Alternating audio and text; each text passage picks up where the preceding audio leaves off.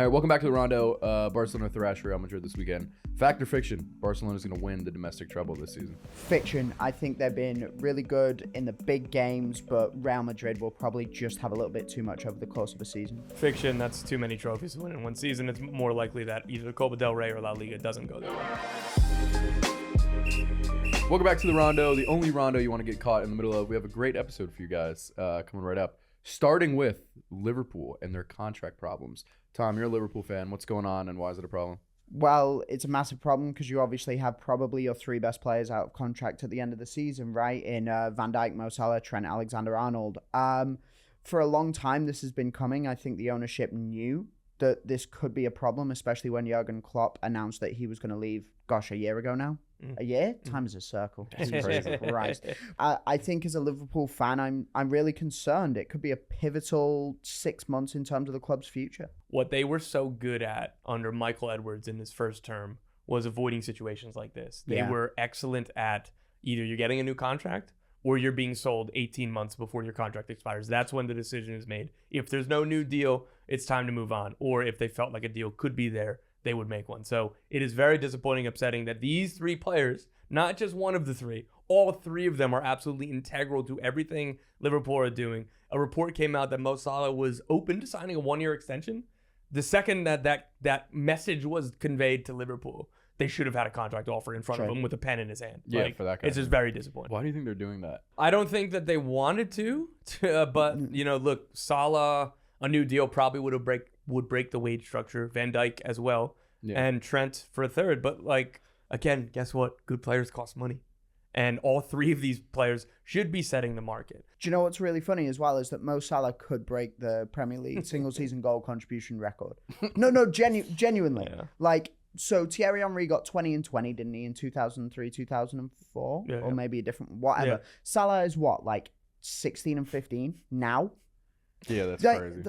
It is absolutely nuts. So how you can see that and not go give him whatever amount of, the Rio Ferdinand thing where he's put the pen and the paper in front of him, tell him to sign it. Ollie's at the wheel, man. Like that, except Salah. Well, when Saudi, I'm going to go out on a limb here and assume are offering something like $1 billion or give it $1 quadrillion. Right? That makes it different and difficult. But I think that there are acceptances of that deal is going to be here in a year. Yeah. This one is the most obvious one of sign the 1 year deal, if indeed that report was true, and I have no reason to doubt that it was. Yeah. Also, if Manchester City are paying $50 million for an Uzbekistani centre-back who I have never heard of in my life, then you can cough up a few extra K a week for Mo Salah, mate. To be honest, if there's one country I would want a center back from, Uzbekistan's at the top of the list. Because what the fuck else is going on over there?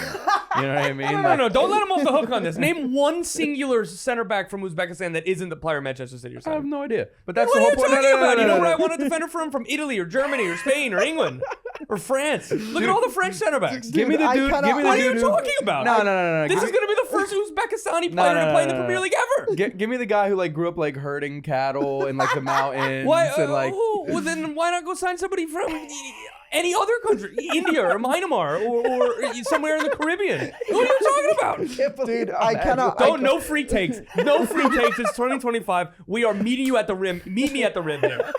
I cannot wait. Going that way. Until Manchester United sign a Turkmenistani right winger. Did you hear Anthony? Did you hear of this great center back from Transylvania? His name is Dracula. Start making up countries. The long list of Transylvanian center backs. But when it comes to Trent, Van Dijk, and Salah, do these guys owe the club anything? Or no. Yeah. No. As long as they're being semi-realistic about their contract asks, they don't owe this club anything because at the end of the day, this is a transaction, so you could go both ways. Do Liverpool owe these three players to pay them whatever they want? Do these three players owe the club to get paid whatever the club says? No, on both ends. I'd stop well short of saying that they owe the club anything. I disagree. I think Trent Alexander-Arnold should be a Liverpool player for life.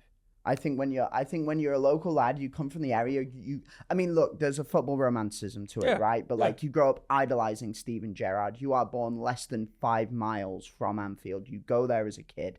You sound the Scouser in our team. I almost tried a Scouse accent. That almost went horribly. But point being, he's been there for forever, and honestly, I just think he has to complete the cycle. It's not. I he's agree. He's gonna be captain, right? I As soon as agree. Van Dijk Yeah. leaves, he is Liverpool captain. That's fair, and I agree with that. But again, that doesn't mean that whatever Liverpool offer, you just got to say, "Oh, thank you, sir. I'm very appreciative." So speaking on Liverpool transfers, we're gonna do our new version of start, bench, sell. So sign, stall, release, Van Dijk, Salah, Trent. No, I reject the premise. Sign them all. Are you kidding me? How could you do this to us? You can only How pick could you do one. this to us? Is this- Toms, is you can this a only gun- pick one is for this one. a gun to your head situation? Yeah, sign, could you do stall, this? release.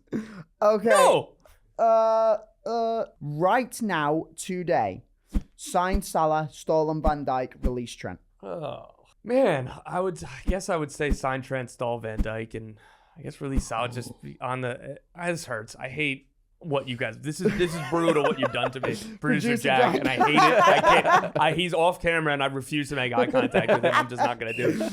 Christian Pulisic is him. Did a goal and a pre-assist in the Supercopa final that AC Milan won. He's been fantastic since he signed for them. He's been extra fantastic this year. Is he just scratching the surface of his potential, or are we seeing him at his peak form right now? I think this is more or less what Christian Pulisic at his best can be. I'm struggling to see where he goes from here. Does that make sense? So I think Ballon d'Or ceremony? Yeah, well, shut up, goat, the LeBron James of soccer. No, but I think this is probably the system that gets the best out of him as a creative and fun attacking player who can pull the strings and then also grab a goal a bit. And I think that is just fine. It is okay if he is very, very good. He's world class right now. So yeah, this is excellent. I think that this is absolutely sustainable. This is who he is.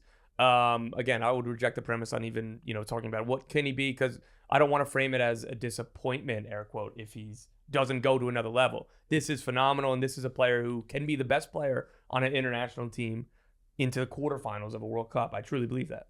I mean, well, that's the thing as well, is that this is the American sports mentality, right? With individual players, it's more, give us more. You can't just be elite. You have to be super elite. You can't just be super elite. You have to be the best to ever play the game.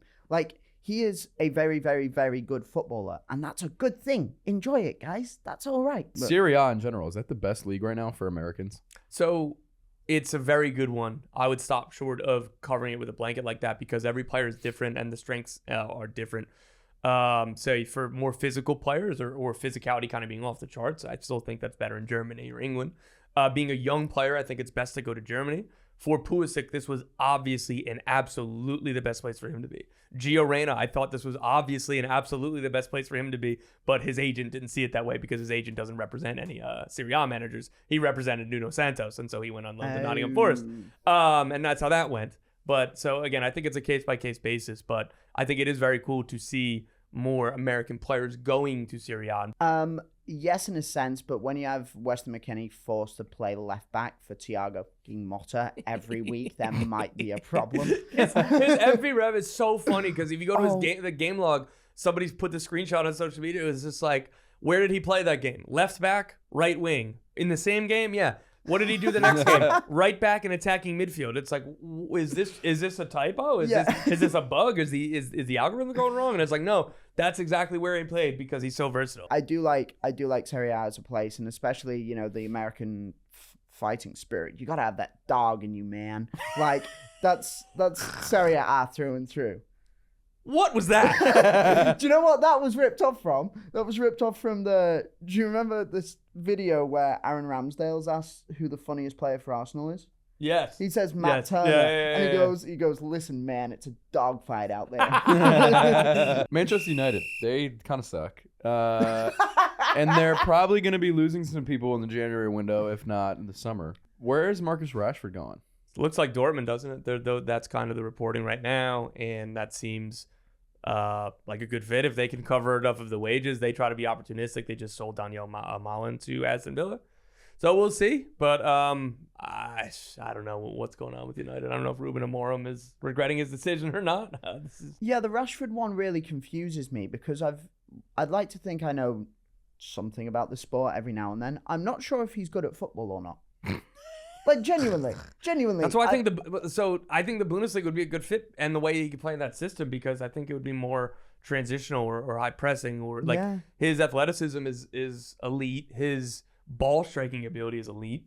I wouldn't put him in Barcelona, but I think that he could thrive at Borussia Dortmund. And for him, like while we're criticizing Rashford, I think it'll probably be nice for him to get out of like this poor kid's career has started with United's downfall, and he was like a bright spot for so long. So hey, maybe and maybe Dortmund isn't the perfect example for a place to go that's much better and everything kind of working as intended. But I think it'll be good to see him in a new environment, and I'll give him the benefit of the doubt on that. But dude, it's time to go. Yeah, I mean, I think as well, if you talk about Manchester United and mismanagement from managers, no one's ever given him a clear position. Is he a striker? Is he a left winger? I mean, he's probably best as a left winger, but to be honest, maybe he's best as a sort of an inside forward playing off a bigger target man, right? Like in a two-striker system, maybe. But no proper one plays. Football lad. There you go. But no one plays in a two-striker system anymore. So he's a difficult guy to figure out. And to be honest, like as an England fan, and if he's not wearing a Manchester United shirt, I can be like, all the best to him. But for now, I'm sort of preying on his downfall. Yeah, me too. I mean, what's funny, this is casually. We're all haters up here, and I do love that for us. Is there anyone on the current United squad who is not up for sale for the right offer? So Kobe Mainu, like there was a report that like they would be open, like maybe if the right price because of FIFA Fair Play.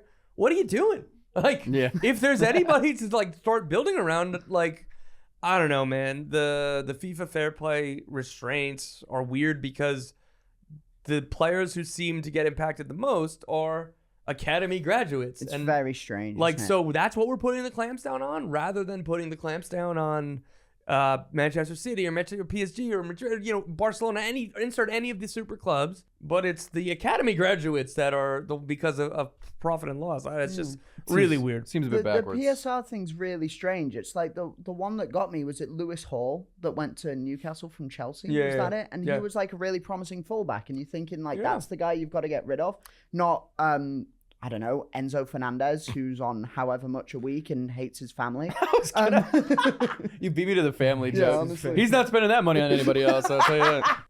I think if you're a good footballer, get the hell out of Manchester United. I think if you're an agent and you're guiding your player to sign for United, I think that's malpractice, given what they... You say that, but then look at the wage structure. Why they need to even consider selling homegrown players is because they pay a whole lot of money. Yeah. And I got to tell you, a lot of times that can paper over any question marks you might have. Are you taking the bread to potentially like destroy the next 10 years of your career? So look, I like particularly as a younger player, you should be accepting maybe a step sideways or a step back or considering more like that.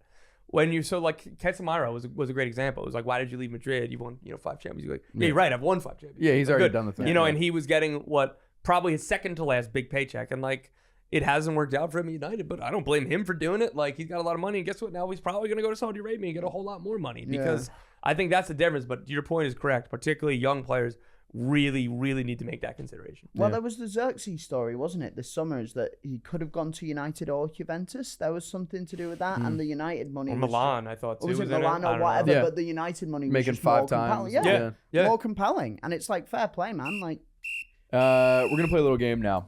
We're gonna match these players to their ideal clubs that they could move to in the January window. Marcus Rashford. I like the Dortmund fit. I'll say Borussia Dortmund. I'll go same with Rashford and Dortmund. Okay, Kobe Mainu. Painfully Chelsea.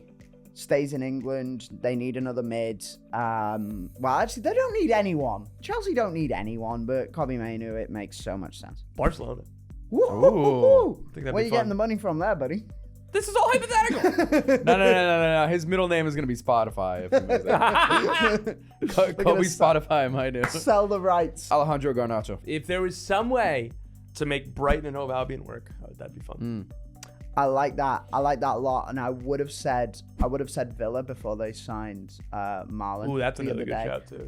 So go on, hypothetical, technically not possible, but Aston Villa, I feel like it'd be really fun under Unai Emery. Okay, yeah, we'll take that. Anthony Robinson. Manchester. Liverpool. This is actually realistic. They have a long-standing interest. He's not going to leave Fulham this January, but I would love him for Liverpool. I feel like that's been rumored for a year and a half. I mean, I love Andy Robertson, but you need to think about replacements, don't you, really, if you're Liverpool, and that would be a fantastic one. Big Ange made some comments in the Carabao Cup about VAR announcements over the loudspeakers in stadiums. How do we feel about those? I like it. I like it a lot. So maybe this is contradictory. don't always love VAR. I don't love how it's being implemented. They're inserting themselves too much. There's too many checks where players aren't even arguing. Nobody noticed that it might have been a fraction offsides or whatever. But if this is going to be, and all of the confusion that comes with it, I think it is a no-brainer to have the in-stadium announcements, because before they used to not have anything on the screens, and fans in the stadium had no idea what was going on. They've gotten better at that. And I think that the obvious evolution is having referees announce like they do in the NFL, and they've started to do that in world football, starting in Australia and then in MLS. And I think that it works well, and as long as you get it right, messaging towards the fans is good. I think it's a bit performative. I think it introduces the referees into the game a little bit too much. I think VAR is already a complete and utter mess. And I understand if, your frustrations as a fan, but don't bring showmanship into the equation as well. What is showmanship about reading a rule? Doing the da-da-da-da-da and the howevers and the... To be fair, there are the referees who, they really milk the VAR, though. They'll do the box, and then the players will be what? And then they start walking and do the most exaggerated penalty. What would you do if you were a ref? Would you be flamboyant like that? Oh, why not? Yeah. Have you seen the Mateo Lahoz? Do you remember him? The guy who gave out 10 million yellow cards in the in that Netherlands-Argentina game at the World Cup. Yeah. He does a no-look yellow.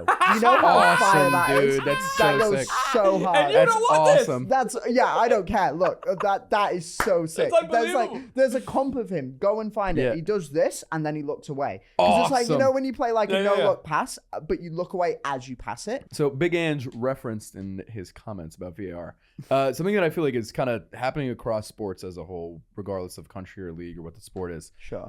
Where we feel a need to change things that might not necessarily need to be changed. Constantly adding things here or there, subtracting and swapping out with other stuff, whether it's rules or the way games presented. What do you guys think about that?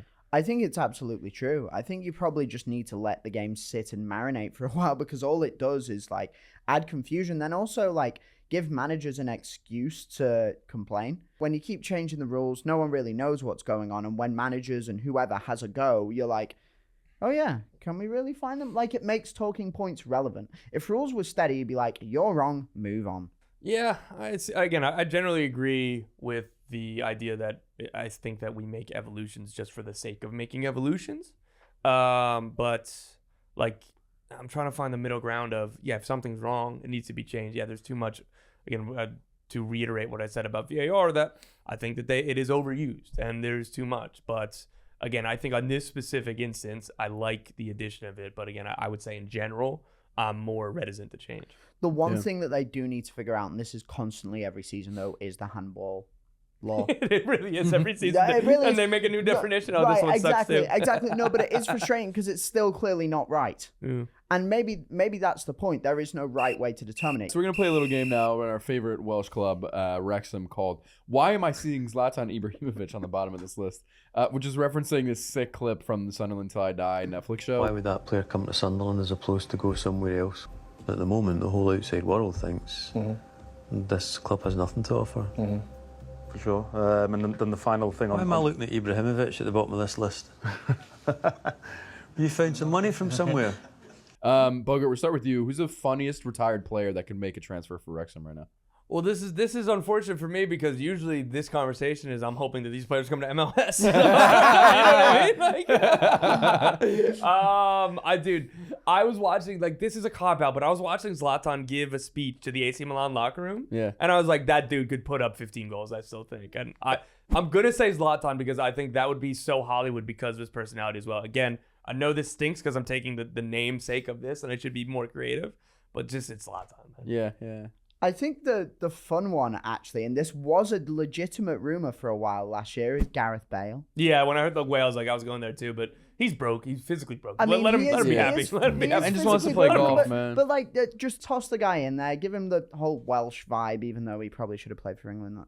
That'll piss off a lot of Wales fans. He should have played for Her Majesty.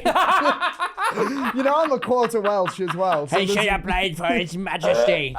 Louise Hindle, if you're He should watching have been a this, lion.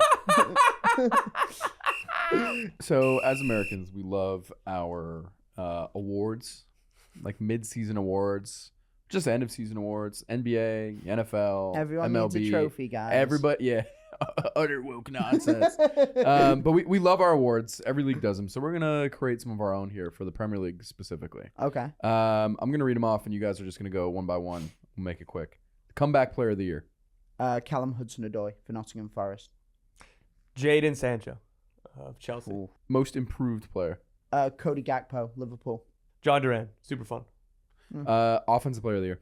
Mo Salah. Mo Salah. Yeah, no, he's been sick. Are you looking at the two of us? He's been but sick. it's With also- all apologies to it's- Cole Palmer. Yeah, but even then, like, who's looked at that and gone like, it's not Mo Salah Mo, this yeah, year, is yeah. it? He's been sick. Defensive player of the year. Yeah, I would lean either Anthony Robinson or Milinkovic from Nottingham Forest.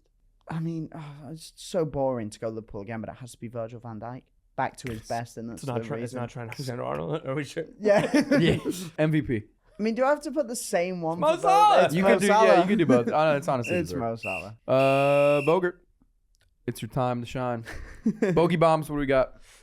This will be a good transition from the Premier League segment. We'll start with Fulham American left back Anthony Robinson. So there is plenty of interest.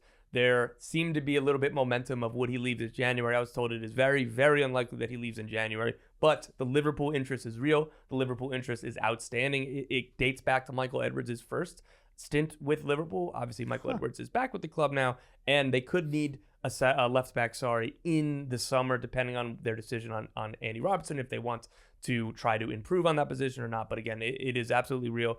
He's likely to stay with Fulham for the season because he's happy. He just signed a new contract. He's well paid. The team are very, very good, and he is an important part of the team. I'd be doubtful for a January move, but look for the summer for that one. Interesting. Light. Anything else?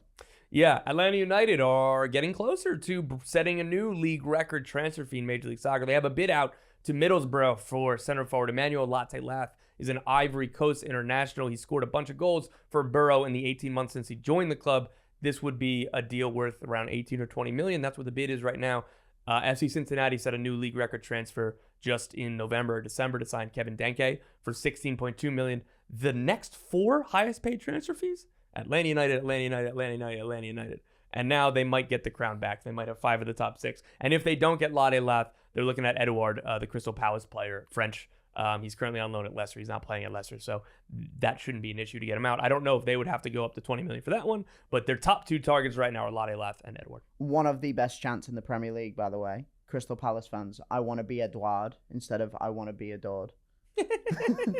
Don't know what that. Don't know. Oh, Stone Roses, I don't know that 1989. one more. One thing I want to say though, we were with Alexei Miranchuk from Atlanta United at MLS Media Day, and we were talking to him about the new Lil Baby album. That's great. And we were like, "What's your favorite song?" New Lil Baby album. He's like, "The one with Future and Thug." And we were like, "This guy is." I heard you said Lil Baby's one of your favorite artists. How is it? What's it like being in Atlanta? Do you listen to the new album? I do. Yeah, I do. I listen to the new album. I mean, You got a favorite song yet? we talk in Future. Yeah, the 3-1. Yeah, it has Future, Lil Baby, and Young Talk. yeah, that one's fire. Dude, his introductory press conference, that's how he started. He was like, I love rap. That's why I came to Atlanta. By the way, And he was 100% serious about loving rap, but then he starts laughing because I just wanted to break the ice in like his broken English. quietest voice I've ever heard in my life. Nice little play. Speaks in whispers. How one more. old is the one target? Latte-Lath and Edouard are both 26. All right, and they're about to be their prime. Yeah, those would be excellent. Okay, you got one more. One more. Lucho Acosta, FC Cincinnati star and former MLS MVP, has not shown up to preseason as expected. That was not an excused absence, and he has asked to leave the club dating back to the fall when they lost in the playoffs. He shocked people when he said that he was ready to go because everything was going well. Head coach Pat Noonan a few days ago said, I'm looking forward to seeing Lucho this weekend. Well, guess what? Lucho didn't show up, unfortunately. So we'll see where that goes. 'Tis the season of your best player not showing up for preseason. I really love that, by the way. Like I'm just on that beat right now. Yeah, that's the way he. Well, yeah. First of all, Just, hey, did he show up? Give me the attendance. All right, we're gonna play Tom versus Tom now. I know you got a pretty bad record. I think on I have this, one. So yeah, the game. We're gonna name the top 5 most expensive January transfers of all time. I have them here. I have the clubs and the players. I'm gonna read those out, and then you have to guess how expensive it was. Okay. Most expensive January transfer of all time: Coutinho to Barcelona. Bogert, how much was that? $142 million US. I think it was 153. Handle, you get that one. It was 180. So it was 142 pounds. Are you joking? We've done everything else in pounds. No, we gave the USD disclaimer. Second, we got Enzo to Chelsea. I'm trying to do Carry the conversions in my one. head. You have to go first. That's about $120 million, isn't All it? right. 125 million. Oh, Bogut on that one is 131 was the total in USD. Well, are we doing the conversion rate at the time or was it now? this one hits home on you guys. Van Dijk to Liverpool. 100 million. I think it was slightly less, wasn't it? It was like 95. 100 big ones on the dot. Finally, now I got the conversion rate going. We're good. I'm cooking. Vlahovic to Juve. 90 mil. Ooh, that's a great guess. Ooh, I was hoping you're going to be further off. I believe closer to 100, so I'll just say 100. Handel gets that one. It was 85. That So it's 2-2. 2-2 tiebreaker. Last one. It's tied 2-2. Whoever gets this one wins. Okay. Mudryk to Chelsea. 85 million. 100 million. Handel with No his first way! ever win. No it way! was 75 Well played, mil. mate. Well US? played, mate. Well played, mate. The US. Well played, mate. Jack. Well played, Was it mate. actually? Yeah. All right. Two foul or play ons here. Foul or play on. Trent leaving Liverpool will tarnish his legacy. For Liverpool fans, yeah, play on. Like 1,000%.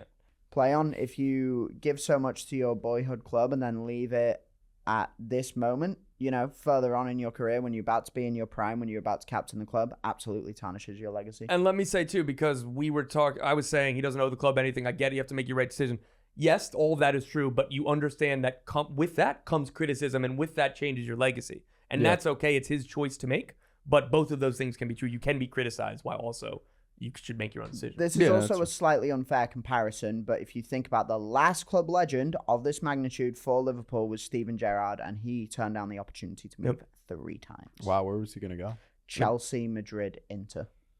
Yeah, wow. That was He was just- And it Madrid, was- I thought Madrid tried a few times as Yeah, well. he was flirting with Jose Mourinho Steven ritually for many years. Foul or play on. David Moyes was a good hire for Everton. I love it. Play on. Play on. Moisey. Oh no, was it Marwan? It's Moisey. We're getting the band back together. It's amazing. Everyone's drinking Chang beer in Merseyside. It's fantastic. Yeah, play on. And you know what? He's going to keep them up, and then whatever happens, happens. But, you know, for the football heritage, yes. That is play on for the football heritage, and play on because there's nothing more perfect for Everton than going from Yeah. Sean Dyche to David Moyes. It's Yeah. you couldn't write that any better. That wraps up the first Rondo episode of 2025. Thanks for watching. Make sure you like and subscribe and comment, make fun of these guys' ball knowledge and all that good stuff. And let us know if you think that Trent Alexander-Arnold should leave or stay at Liverpool. See you guys soon.